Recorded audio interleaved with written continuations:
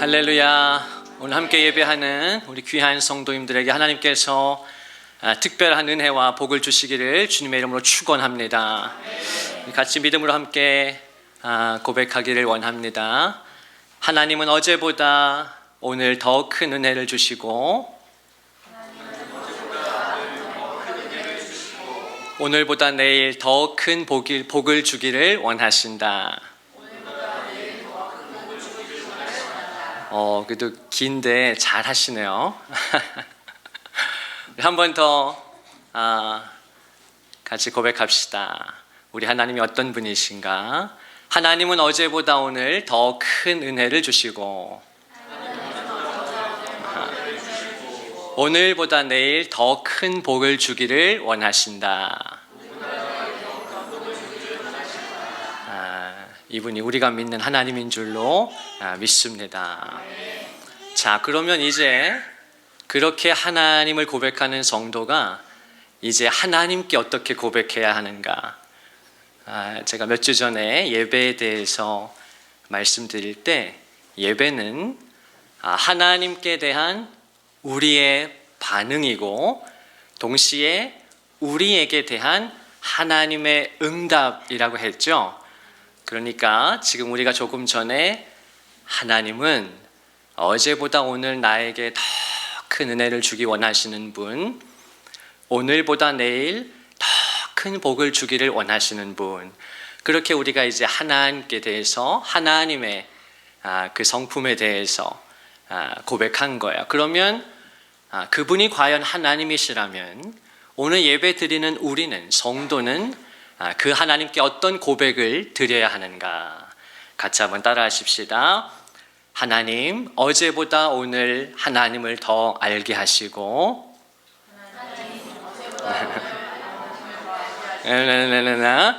좀 긴가요? 다시 한번. 하나님, 어제보다 오늘 하나님을 더 알게 하시고 오늘보다 내일 하나님을 더 사랑하게 하소서. 아멘. 이것이 하나님을 기쁘시게 하는 하나님 자녀들의 성숙한 고백인 줄로 믿습니다. 우리가 신앙이 얕을 때는 하나님 앞에 많은 것들을 구하기에 급급한 것 같아요. 하나님 이것도 도와주셔야 되고 이것도 도와주셔야 되고 저것도 주셔야 되고. 근데 이제 우리가 신앙의 연수가 쌓이고 신앙이 조금씩 성숙해져 가면, 철이 들어가면 진짜 하나님께서 내게 바라시는 게 뭘까? 물론 하나님 우리 아버지시니까, 공급자시고 보호자시니까 하나님 정말 우리에게 복 주기를 원하고 우리가 있어야 할 것들 채워주기를 원하시고 때마다 우리에게 필요한 것들 주시고 우리를 돕기를 원하시죠, 하나님이. 그런데 그 하나님 아버지가 궁극적으로 자녀들에게 기대하는 게 뭐겠어요? 제가 이렇게 부족하지만 신앙 생활을 쭉 해보니까 하나님께서 어떤 것을 기대하시냐면 성도들한테, 그리고 기뻐하시냐면 하나님, 제가 하나님을 더 알고 싶습니다. 제가 하나님을 더 알기를 원합니다. 그리고 하나님, 제가 하나님을 부족하지만 더 사랑하기를 원합니다. 여러분, 그렇게 고백할 때 정말 하나님께서 기쁨을 이기지 못하십니다. 저도 이렇게 주중에 기도 생활을 하다 보면 이번 주에도 목요일쯤 제가 그런 깊은 기도를 드렸던 것 같은데, 하나님께서 사순절 기도회로 우리를 초청하시고 명령하시고 온 교회가 같이 기도하잖아요. 그래서 우리가 매일 저녁 기도의 단을 쌓고 있는데, 그렇게 우리가 공동체가 함께 깊이 기도하다 보면 하나님께서 더 큰 은혜를 부어주십니다. 하나님께서 더 가까이 우리와 하시는 걸 알게 되죠. 그러면 우리의 기도가 더 깊어져요. 우리의 기도가 더 깊어진다고요. 저도 목요일쯤 기도하는데 하나님 앞에 계속 그런 고백을 드렸던 것 같아요. 하나님, 사랑합니다. 하나님, 사랑합니다. 그래서 우리가 금요일 날 찬양했잖아요. 사랑합니다. 나의 예수님. 사랑합니다. 아주 많이요. 더 눈물 날 것 같아. 더는 못 부르겠어. 우리가 왜 그렇게 찬양하는가? 또 그렇게 찬양할 때 하나님께서요 정말 기쁨을 이기지 못하십니다. 그 성도의 성숙한 고백은 뭐냐면요, 한 번만 더 따라 하실까요? 하나님을 더 알게 하시고 하나님을 더 사랑하게 하옵소서. 아멘. 여러분 그렇게 주중에 기도해 보세요. 각자의 자리에서 또 교회에서 기도하실 때 기도해 보세요. 많은 기도의 제목들이 있겠죠. 간구의 제목들이 있을 것입니다. 또 고난 가운데 우리가 있을 수도 있고요.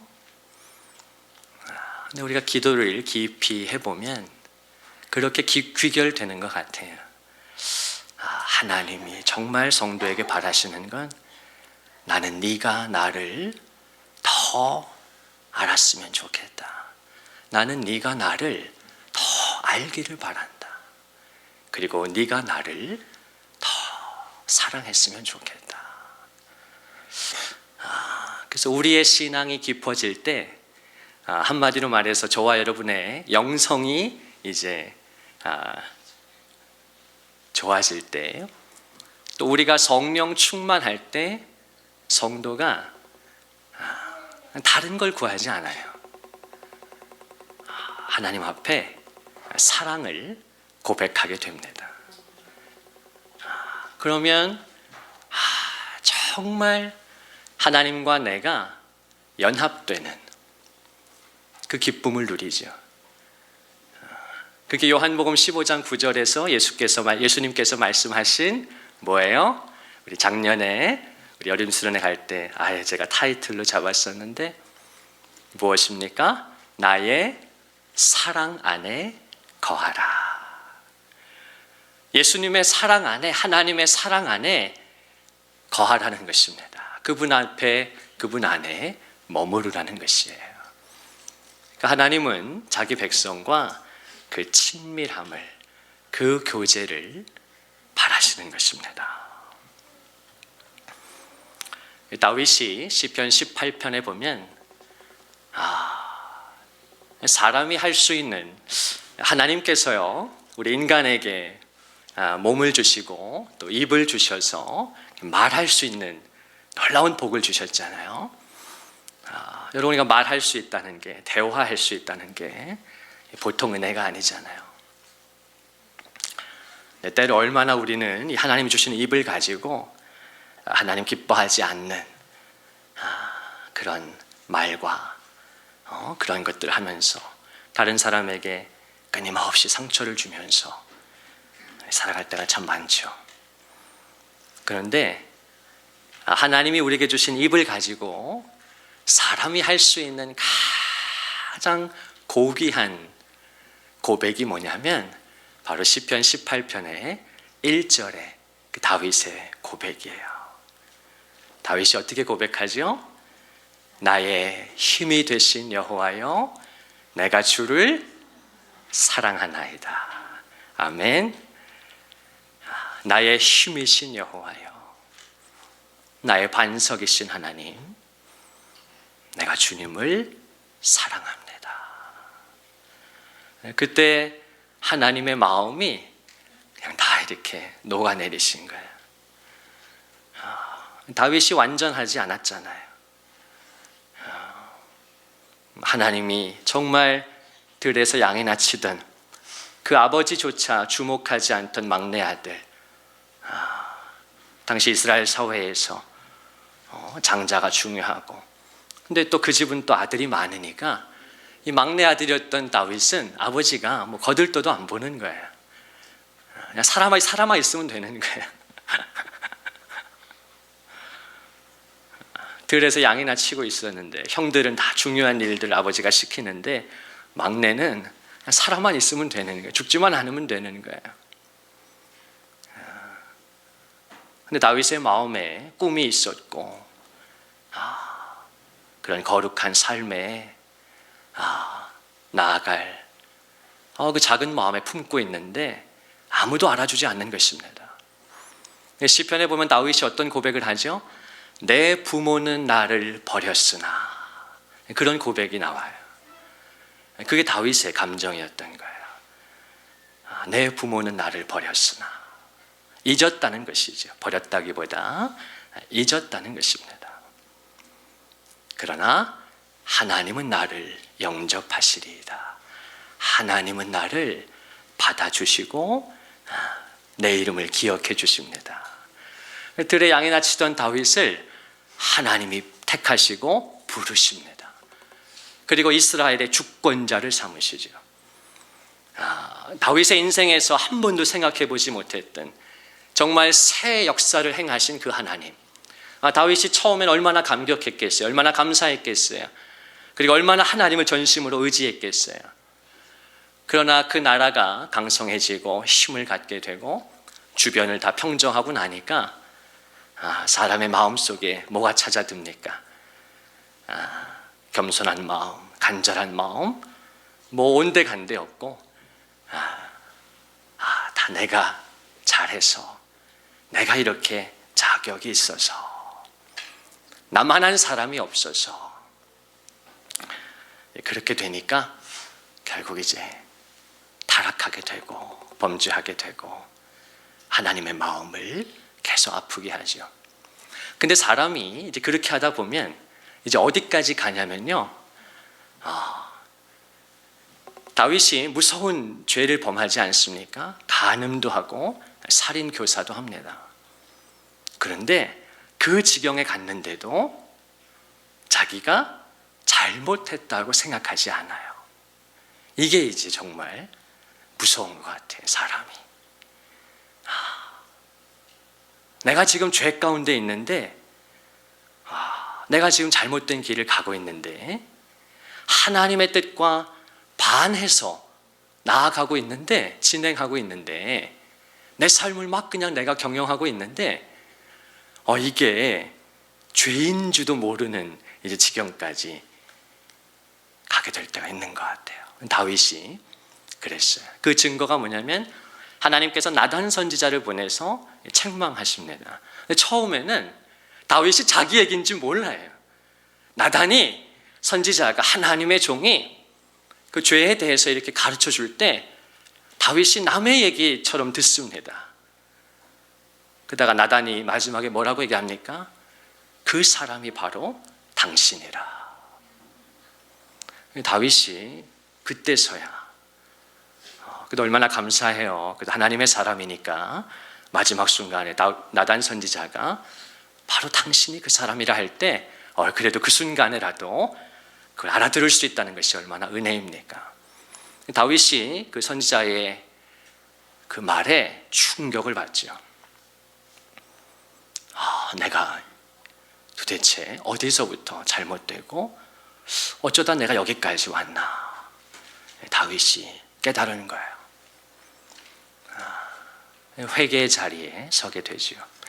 그게 뭐냐면요, 창세기에 첫사람 아담이 범죄할 때 정말 하나님의 사랑을 받았던 그 아담이, 하나님의 지으심을 받았던 아담이 범죄하고 나서 독립을 선언하고 하나님의 품을 떠납니다. 그렇게 되니까 제일 먼저 아담에게 찾아온 게 어떤 감정이죠? 두려움과 불안이었어요. 하나님을 떠나면 내가 하나님처럼 할 수 있고 마음껏 살 수 있다고 생각했는데, 아이쿠, 하나님을 떠나자마자 제일 먼저 인간의 마음속에 들어온 게 두려움이에요. 불안함입니다. 우산이 사라진 거예요. 보호자가 사라져 버린 것입니다. 근데 그 아담을 그 아담을 하나님이 찾으시고 부르실 때 하나님께서 뭐라고 가장 먼저 말씀하십니까? 아담에게 뭐라고 말씀하시죠? 네가 어디에 있느냐라고 부르셔요. 아담아, 네가 어디에 있느냐? 아담이 어디 동산 깊숙한 데 숨어서 하나님이 못 찾으시는 게 아니에요. 하나님이 안 보여서 그렇게 부르신 게 아니라 너의 자리가 어디냐라고 부르시는 거예요. 네가 어디에 있느냐? 너는 예배자인데, 너는 내 아들인데, 내 종인데, 내 백성인데, 너의 마음이, 너의 중심이 어디에 있느냐?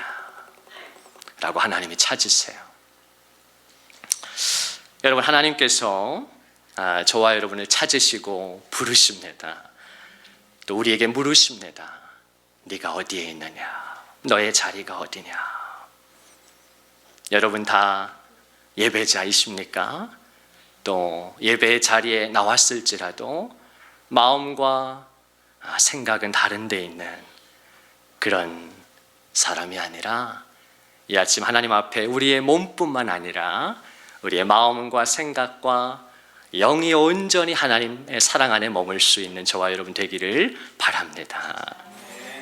다윗이 자기의 자리를 잃어버리고 범죄하고 하나님 마음을 아프게 하고 그다가 선지자의 책망을 받았을 때 비로소 그가 그의 마음을 확인하게 알게 되고 돌이키게 되고 하나님 앞에 회개하지요.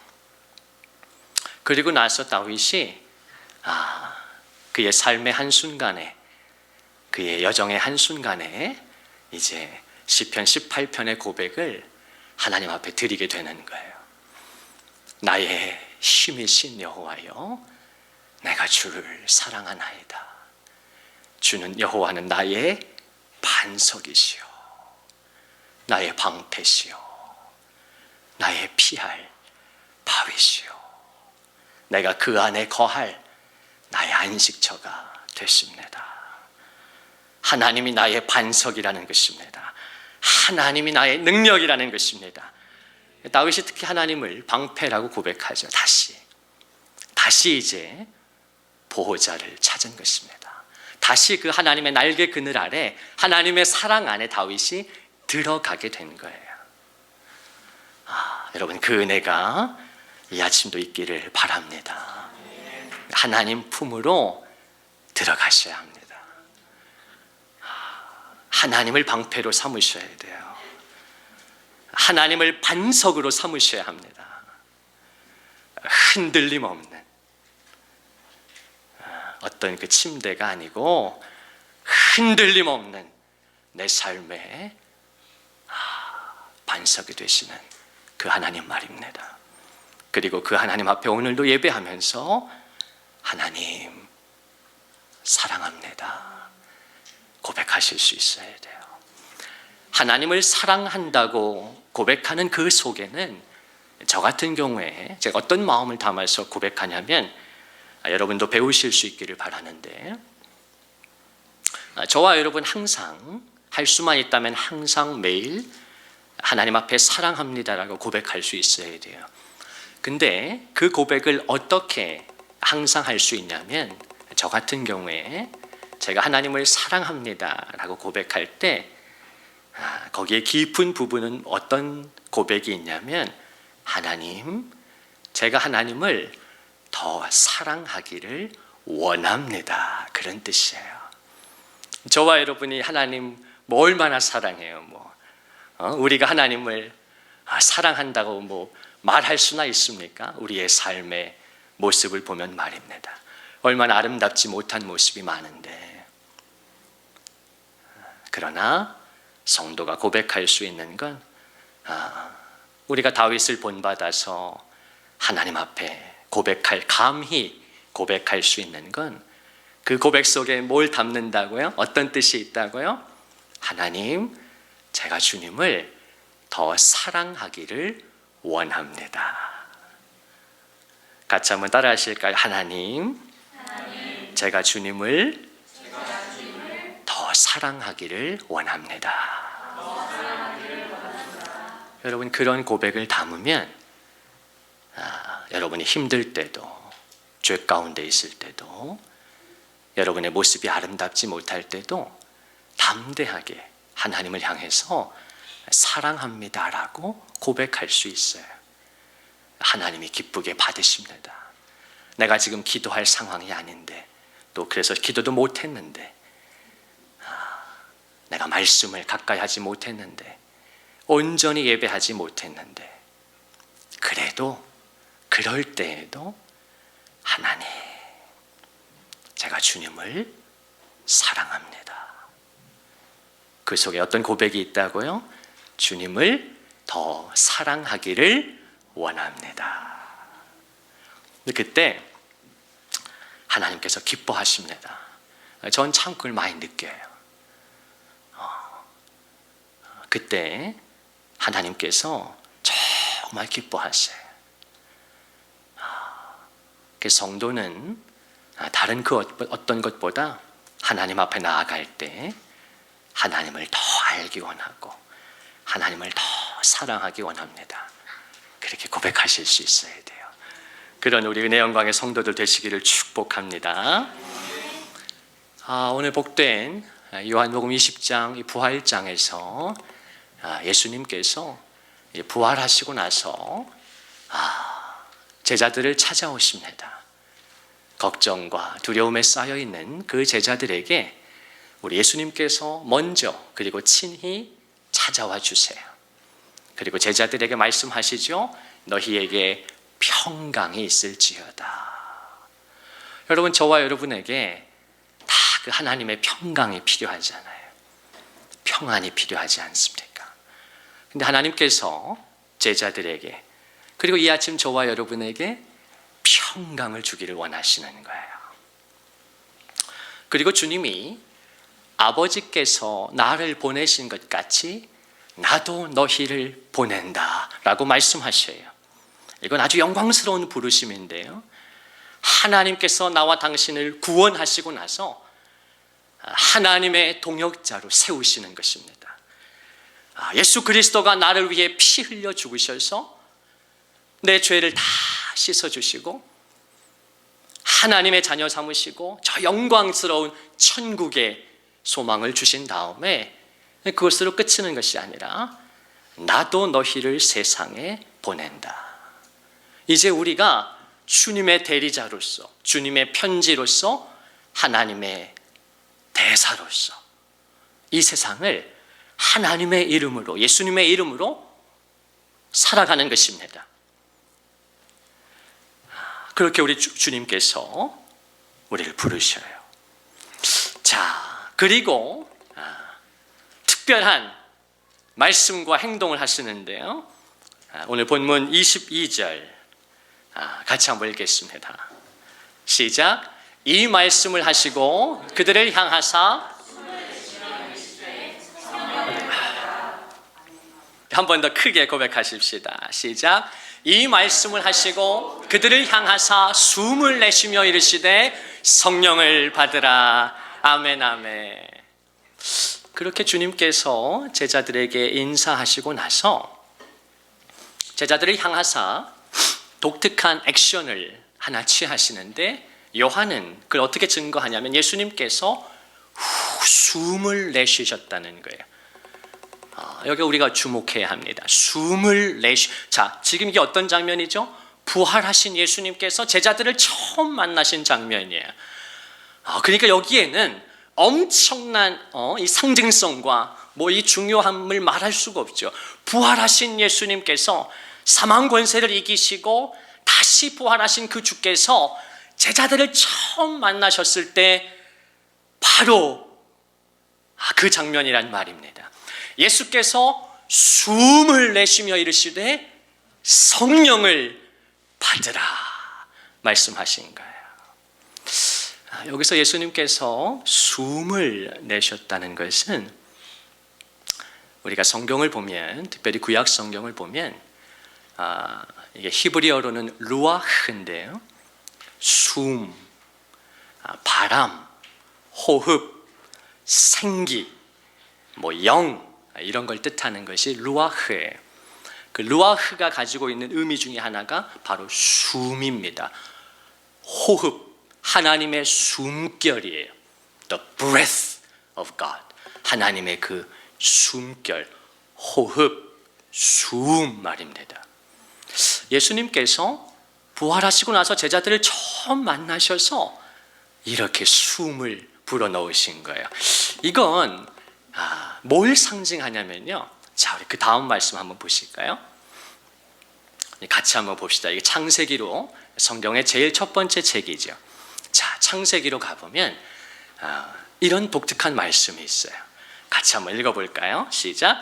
여호와 하나님이 땅의 흙으로 사람을 지으시고 생기를 그 코에 불어넣으시니 사람이 생명이 되니라. 아멘. 재미있기도 하고 신비하기도 하고 또 어렵기도 한 말씀인데요. 하나님께서 흙으로 사람을 지으십니다. 여기까지는 우리가 다 잘 아는 내용이에요. 그렇죠? 그런데 성경이 뭐라고 증거하는가? 흙으로 하나님께서 사람을 지으신 다음에 어떻게 하십니까? 뭘 불어넣으셔요? 생기를 그 코에 불어넣으십니다. 하나님께서 사람을 만들고 흙으로 말입니다. 저와 여러분처럼 이렇게 예쁘게 사람을 더 예쁘게 만들었어야 되는데, 그죠? 조금 더 멋있게 만들었어야 되는데 저와 여러분 거울 볼 때마다 좀 아쉬움이 있고, 그죠? 참 이게 애매하잖아, 그죠? 애매해요, 그죠? 하나님이 흙으로 사람을 지으셨는데 그 다음에 어떻게 하십니까? 그 코에 생기를 불어넣으셨다는 거예요. 생기를. 이게 창세기가 증거하는 이 사람 창조의 아주 유니크한, 아주 특별한 점이에요. 하나님께서 생기를 그 코에 불어넣으셨다.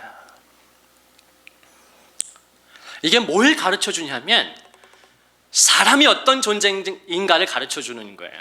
그 뒤에 이제 생령이 되니라 하는 말은 번역이 좀 아쉬운데 생령이라고 하니까 이제 어떤 목회자는 살아있는 영이 됐다라고도 설교하는 분도 계시고, 또 어떤 책에 보면 어떤 버전은 살아있는 혼이다 그렇게 번역도 하는데 다 잘못된 것입니다. 여기는 이제 우리말 번역이 좀 아쉬운 건데, 이 생령이 됐다라는 건 지금 이제 현대 학자들이 정확히 다 이제는 다 학문이 많이 발달됐기 때문에 성경도 지금은 정확하게 이제 원문을 다 정확히 해석할 수 있기 때문에 이 생령이 되었다는 건 그냥 살아있는 존재가 되었다는 뜻이에요. 그냥 living being입니다. 특별한 의미가 아니에요.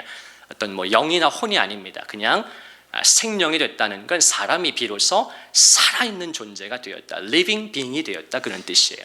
자, 그런데 하나님께서 사람을 지으시고 그 코에 생기를 불어넣으실 때 그 사람이 비로소 살아있는 존재가 되었어요. 이게 뭘 가르쳐 주냐면 인간 창조의 독특한 점인데요, 사람만 하나님의 생기를 받아들인 존재가 되었다는 것이에요. 사람이 뭘 받아들였다고요? 하나님이 그 사람에게 뭘 넣어주셨다고요? 생기를 넣어주셨다고요. 생기를. 하나님의 숨을 넣어주셨다 그 말입니다. 하나님의 호흡을 불어넣어 주셨다는 거예요. 하나님의 영을 그 속에 불어넣으셨다는 거예요. 이게 인간의 독특함이에요. 여기서 사람은 정확히 동물과 구별됩니다. 그래서 성경은 정확하게 창조론을 이야기하지 진화론을 이야기하지 않아요. 동물과 인간은 완전히 다른 종이에요. 제가 요새 우리 최재천 교수님, 또 김범석 우리 의사 선생님, 또 리차드, 그들의 스승이 되는 그들에게는 거의 신과 같은, 우상과 같은 존재인데 유명한 리차드 도킨스, 이런 사람들의 책을 제가 이제 주의 깊게 재미있게 이제 읽고 있는데, 제가 이제 더 연구가 끝나면 성도들에게도 더 재미있고 깊이 나눠드리려고 이제 하는데요. 그 최재천 교수님은 우리나라의 석학이죠. 연세가 많으신데 유튜브도 아주 활발하게 하시고 아주 영향력이 있으신데, 이 최재천 교수님은 진화 생물학자입니다. 다윈의 진화론을 아주 신봉하는 진화 생물학자예요. 아주 영향력 있는 책을 우리나라에 많이 썼죠. 그런데 제가 재미있는 영상을 하나 봤는데, 이 최재천 교수님이 그런 아주 진솔한 인터뷰를 하신 적이 있더라고요. 그 어떤 이제 인터뷰하는 사람이 어떤 삶의 의미, 또 종교, 신앙에 대해서 좀 깊이 이렇게 물었던 것 같아요. 그러니까 이 최재천 교수님이 뭐라고 이야기하는가?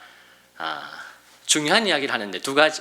첫 번째는 자기는 교회를 다니지 않는다. 아니. 자기는 이제 교회를 다닌다는 거예요. 진화론자인데 진화 생물학을 아주 우리나라에 설파하는 강력한 사람인데 교회를 다닌다는 거예요, 자기가. 사람들이 깜짝 놀라는 거죠. 아니, 어떻게 진화 생물학자가 교회를 다녀요? 근데 보니까 그 이제 와이프가 그 아내가 수십 년째 아주 덕실한 신자인 거예요. 그래서 그 아내의 손에 이끌려서 이 사람이 이제 수십 년째 매주 교회에 간다는 거예요. 근데 이제 그렇게 끌려가서 교회를 자기가 수십 년째 높으신 이제 아내를 따라서, 아내를 주님으로 우리가 다 남자들이 삼고 사니까 우리의 주님 되신 그 아내님을 따라서 교회를 가긴 가는데, 수십 년째 교회를 다니는데 가니까 이제 억지로 설교도 듣게 되고 또 성경도 읽게 된다는 거죠. 근데 그러면서 이분이 이제 생각을 해보는 거예요. 그러면서 무슨 말을 하는가? 분명히 영적인 세계가 있는 것 같긴 하다. 분명히 어떤 이 교회를 다녀보니까 분명히 교회 안에는 뭔가 있긴 있어. 나는 잘 모르겠지만 이 진화론의 렌즈를 끼고 있는 나로서는 모르겠지만 뭔가 있긴 해. 그건 이제 인정한다는 거예요. 아내도 리스펙트하고 목사님도 뭐 리스펙트하고 열심히 있는 신자들 보니까 정말 리스펙트 한다는 거예요. 자기가 정말 좋은 그리스도인들도 많다는 것이죠. 근데 자기로서는 이제 받아들일 수가 없는 거예요. 진화 그 생물학자로서는. 근데 그러면서 이 양반이 중요한 얘기를 하는데, 무슨 얘기를 하는가? 자기 같은 진화론자들에게, 진화 생물학자들에게는 삶의 의미가 없다는 거예요. 그걸 아주 분명하게 이야기하시더라고요. 아주 진솔하게. 자기는 솔직히 삶의 의미가 없고 자기 같은 사람에겐 있을 수가 없다는 거예요. 있을 수가 없다. 진화 생물학자들에게 있어서 인간이라고 하는 건 동물로부터 진화된, 원숭이로부터 진화된 인간이라고 하는 존재는 어떤 존재입니까? 결국 유전자에 의해서 모든 것이 움직이는, 내가 생각하는 것도 뭐 본능도 모든 것이 다 내 속에 있는 유전자가 수십억 년 전에부터 진화돼서 저등세포에서 고등세포가 되고 여기까지 온, 그래서 인간이 된 내 속에 있는 유전자가 그냥 시키는 대로 하는 것이지 내 삶에 의미가 없다는 거예요. 그렇게 이제 아주 솔직 진솔하게 고백을 하시더라고요. 근데 오늘 이 창세기는 뭐라고 말씀하는가? 자, 하나님께서 흙으로 사람을 지으셨는데 그 다음에 하나님이 그 코에다가 생기를 넣어주셨다는 것입니다. 하나님의 숨을, 하나님의 영을 그 속에 넣어주셨다는 거예요. 그래서 그 존재가, 그 사람이 비로소 살아있는 존재가 되었다는 거예요. 비로소 하나님과 소통할 수 있는 존재가 되었다는 것입니다. 왜냐하면 영을 갖게 됐으니까요. 하나님의 호흡을 그 속에 갖게 되었으니까요. 생기를 갖게 됐으니까요. 여러분, 동물은 생기가 없어요. 그 하나님의 영이, 호흡이 없단 말입니다. 그러니까 인간이 진화될 수가 없는 거죠. 종 자체가 다르다 그 말이에요. 여러분, 우리 성도들 중에는 반려견, 반려묘 제가 많이 없는 걸로 아는데 뭐 요새 현대인들이 얼마나 이 강아지, 고양이 뭐 너무 많죠. 근데 반려견과 반려묘를 왜 키웁니까? 정서적인 교감이 가능하기 때문에 그렇죠. 이게 뭐 잡아먹으려고 키우는 게 아니잖아요, 집에서. 정서적인 교감이 가능하니까 키운다 그 말이에요. 그러면 고양이하고 강아지하고 나하고 사람하고 왜 정서적인 교감이 가능하죠? 강아지 속에 뭐가 있죠? 혼이 있기 때문에 그래요. 강아지라고 하는 그 육체만이 물리적인 몸을 가지고 있을 뿐만 아니라 동물들이 뭘 가지고 있습니까? 그 속에 혼이 있어요. 사람은 어떤 존재죠? 우리도 지금 육이 있지만 육만 있습니까? 우리 속에 혼이 있어요. 정서의 영역이 있습니다. 감정의 영역이 있어요. 하나님이 독특하게 창조하셨기 때문에. 그래서 인간이 가지고 있는 혼과 정서죠. 동물이 가지고 있는 혼이 교감할 수 있어요. 그러나 그 동물이 절대로 못하는 게 있으니 신과의, 하나님과의 소통이에요. 동물들이 예배를 드리는 거 보셨어요? 고양이들이 한데 모여서 찬양하는 거 보셨어요? 원숭이들이 한데 모여서 예배 합니까? 그들에게 종교성이 있습니까? 있을 수가 없어요. 왜 그렇죠? 영이 없기 때문에. 영이. 이게 인간과 동물의 결정적인 차이인 것이에요. 여러분 이해가 됩니까? 머릿속에 들어오세요? 사람만 영과 혼과 육을 가지고 있거든요. 그래서 하나님께서 사람을 지으실 때만 사람 속에만 생기를, 하나님의 호흡을, 하나님의 숨을 불어넣으실 때 그 사람이 비로소 하나님과 교통할 수 있게 되었고, 그 사람이 뭘 갖게 됩니까? 어떤 존재가 돼요? 생기 있는 존재가 된 것이에요. 여러분 진짜 생기는 어디에서 나옵니까? 하나님의 영으로부터 나오는 것이에요. 여러분 그래서 성도는 모름지기 생기가 있으셔야 합니다. 살아있는 성도가 되셔야 돼요. 여러분 교회는 딱 두 종류가 있습니다. 살아있는 교회가 있고요, 그냥 죽어있는 교회가 있어요. 성도도 마찬가지입니다. 살아있는 성도가 있어요, 죽어있는 성도가 있습니다. 그 차이가 어디에 있죠? 하나님의 생기를 가진 성도가 있습니다. 하나님의 생기가 있는 예배가 있다 그 말이에요. 우리 교회가 또 이번 사순절 기도회를 통해서 우리 귀한 성도들 가정이 정말 생기 넘치는 가정 되시기를 예수님의 이름으로 축복합니다. 정말 생기 있는 가정이 되셔야 합니다. 어떻게 그럴 수가 있어요? 하나님의 영이 내 안에 임하시고 그 영이 나를 다스릴 때. 그래서 예수님께서 부활하시자마자 그 사랑하는 제자들을 다시 만나시자마자 제일 먼저 하신 행동이 그들에게 숨을 불어넣으시면서 성령을 받으라 라고 말씀해 주신 것입니다. 오늘 그 성령을 받기를 예수님의 이름으로 축복합니다. 우리가 지금 성령 안에서 예배하라 시리즈로 계속 말씀을 드리고 있는데, 제가 계속해서 매주 당분간 집중해서 성령님에 관한 말씀을 집중적으로 드리려고 합니다. 성령님은 누구신가? 또 어떻게 성령을 받을 수 있는가? 어떻게 성령의 충만함을 누릴 수 있는가? 계속 증거하려고 하는데 얼마나 감사해요. 전하는 설교자도 익사이팅하고 듣는 성도도 이게 세상 지식이 아니라 하나님의 살아있는 말씀이기 때문에 우리 교회가 얼마나, 우리 찬양팀 예배가 찬양이 살아있고 예배가 살아있고, 어떻게 살아있습니까?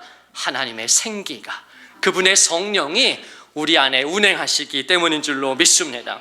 그리고 그 생기를 가진 하나님의 택하심과 부르심을 받은 성도들을 하나님이 꾸준히 교회에 보내셔서 하나님의 교회를 세워가시고 예배하는 공동체, 선교하는 공동체로 하나님이 만들어 가시는 것입니다. 디모데후서에 보면요, 바울이 디모데에게 편지를 보낼 때 성령의 감동 속에 이런 고백을 합니다. 그렇죠. 그 앞에 6절 말씀부터 같이 한번 읽어보실까요? 시작.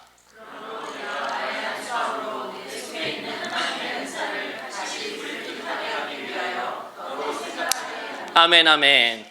제가 요새 기도하면서 저 개인적으로 또 우리 성도님들을 향해서 중보하면서 교회를 향해서 정말 하나님께서 제 안에 부어주시는 말씀이에요. 하나님께서 바울을 통해서 감동하셔서 디모데에게 편지하시고 디모데에게 축복하시는데, 내가 나의 안수함으로 네 속에 있는, 디모데 속에 있는 하나님의 은사를 다시 일으키시는데, 성경이 바울이 뭐라고 기록합니까? 그 파란 글씨만 한번 읽어보실까요? 그 셋째 줄만 시작. 다시 불릴 듯하게 하기 위하여. 아멘, 아멘. 하나님께서 바울을 통해 디모데를 회복시키시고 하나님의 사람으로 세우실 때 어떻게 합니까? 내가 이제 네 속에 있는 하나님의 선한 것들을, 하나님의 은사를 다시 불릴 듯 일어나게 할 것이다. 불릴 듯 일어나게 할 것이다. 여러분, 저는 우리 교회가 이 사순절을 지나면서 다가오는 영광스러운 부활절을 맞이하면서 이제 날도 풀리고 점점 따뜻해지고 너무 좋은 이 봄에 만물이 소생하는 것으로 그치지 않고 우리 성도들의 정말 마음이, 영이, 가정이 다시 불릴 듯 일어나시기를, 소생케 되시기를 예수님의 이름으로 축원을 드립니다. 오늘 제가 우리 간사님들, 성도님들 보니까 많이 바쁘시고 한 주간 분주하셨고 아프셨고 힘드신 분들이 많은 것 같아. 근데 가만 생각해 보면 거의 매주 그런 것 같아. 가끔 어떨 때 보면 말이죠, 굉장히 제가 혼란스러워요.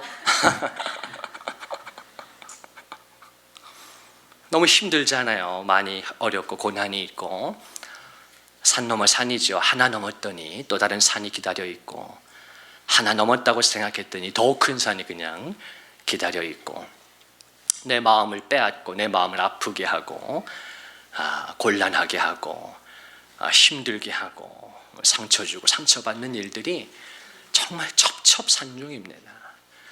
첩첩산중이에요. 그럼 그 속에서 제가 말씀드렸죠, 이제 거기서 성도의 두 가지 반응이 나오는 거예요.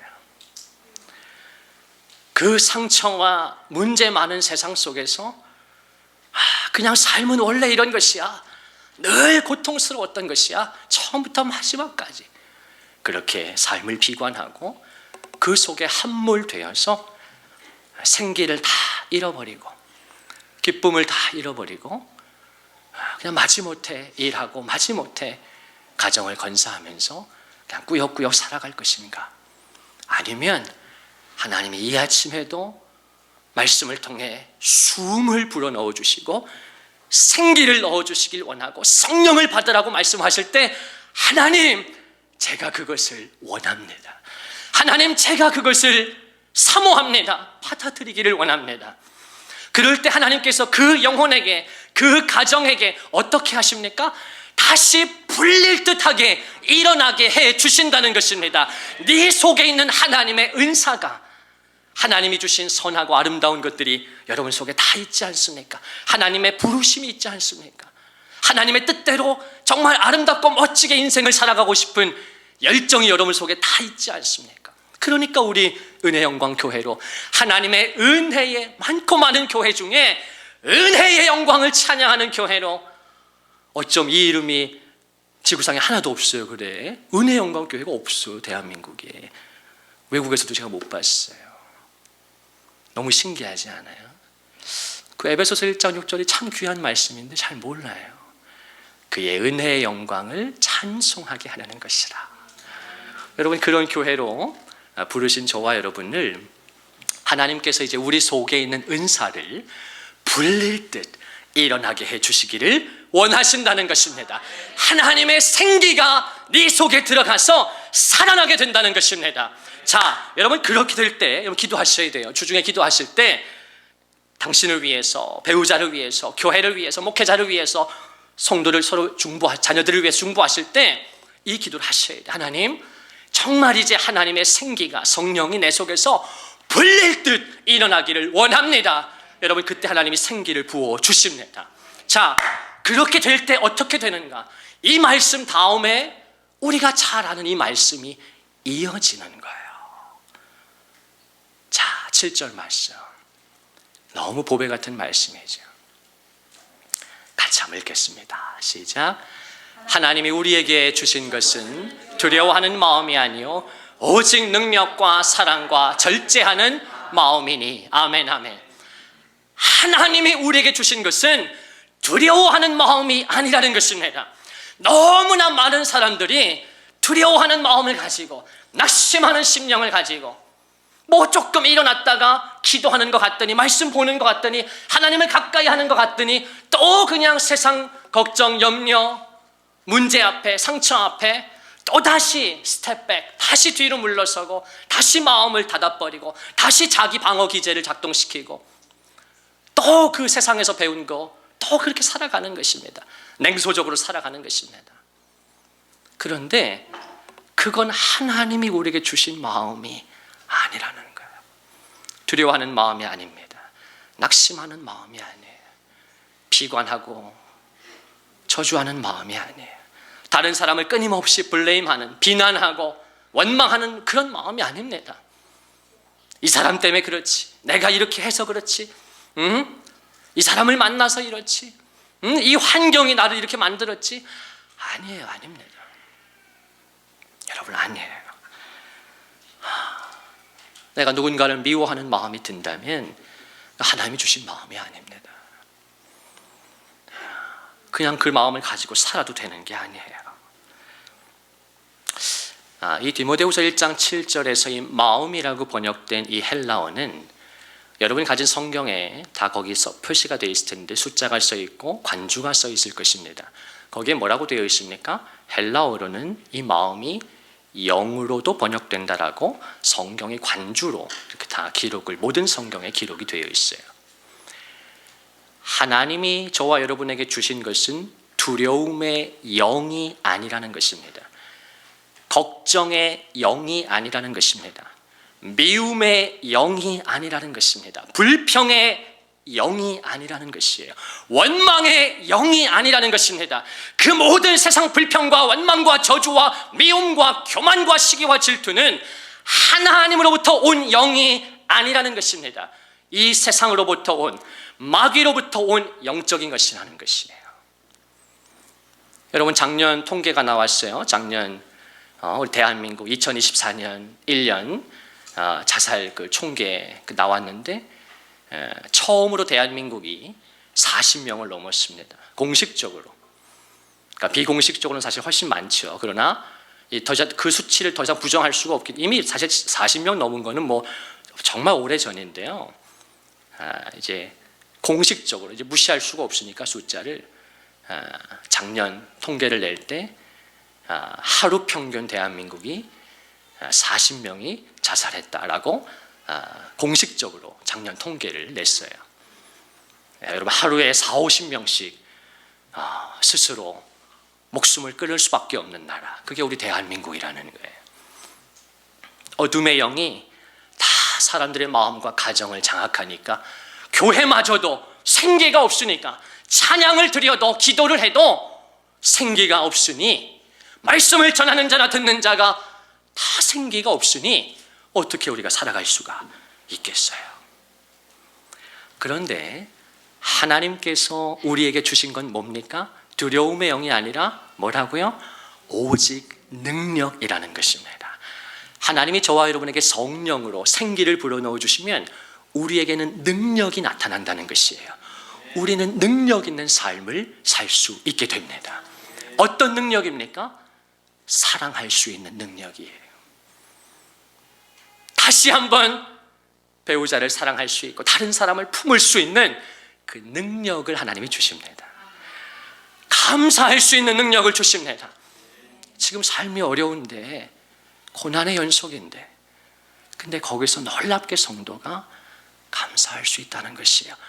마음을 지킬 수 있다는 것입니다. 나아가서 기뻐할 수 있는 능력입니다. 여기 제가 주목하는 부분은요,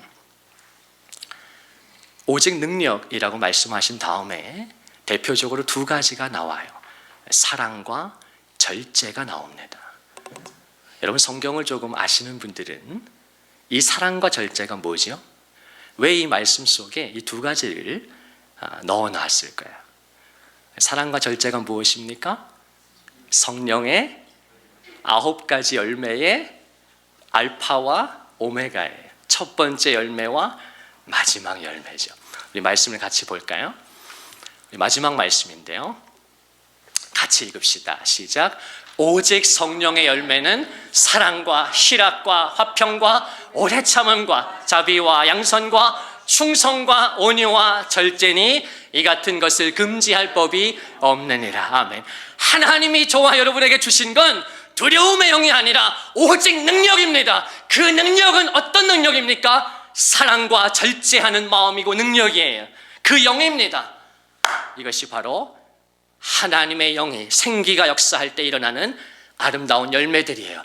사랑할 수 있는 능력입니다. 희락, 기쁨입니다. 기뻐할 수 있는 능력이에요. 화평, 평안을 유지할 수 있는 능력입니다. 폭풍이여 오라, 고난이여 오라. 그래도 나는 성령 안에서 평안을 누릴 수가 있다는 것입니다. 그 성도와 가정을 마귀가 더 이상 교회를 흔들지 못하는 것입니다. 오래 참을 수 있는 능력입니다. 인내하며 기다릴 수 있는 능력입니다. 자비, 다른 사람을 긍휼히 여깁니다. 선을 행할 수 있는 능력을 부어주십니다. 충성하게 됩니다. 하나님의 은사가 내 속에서 불릴 듯 일어나게 될 때 하나님과 교회 앞에 끝까지 충성하게 되는 것입니다. 그 능력을 성령께서 부어주십니다. 온유하게 됩니다. 마땅히 화를 내야 할 때는 화를 낼 줄 알고 참아야 할 때는 성령 안에서 인내하며 온유하고 참을 수 있는 능력을 하나님이 부어주십니다. 절제의 능력을 부어주십니다. 내가 자기 수양과 개발에서 나온 절제가 아니라 성령께서 모든 일에 절제 있고 규모 있게 하시는 그 능력을 하나님의 영으로 부어주신다는 것입니다.